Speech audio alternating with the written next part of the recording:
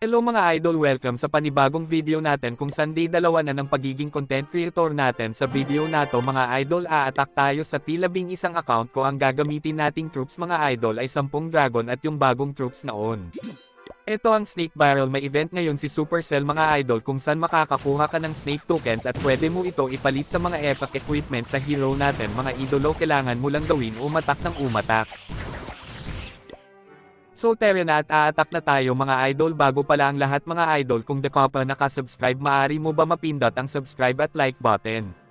Maraming salamat mga idol, sana magustuhan nyo ang video ko mga idol. Balang araw sisikat din ako bilang content creator sa laro na to mga idol.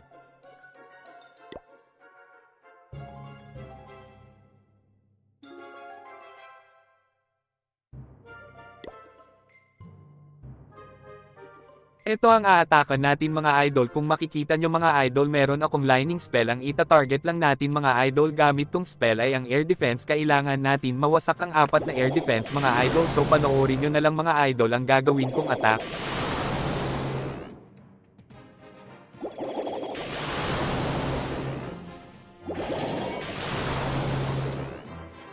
At dito mga idol, naglapag lang ako ng tig-3 dragon sa magkabilang side para gumawa ng tinatawag na funnel. Ito yung kung saan ang last troops natin ay sa gitna lang pupunta.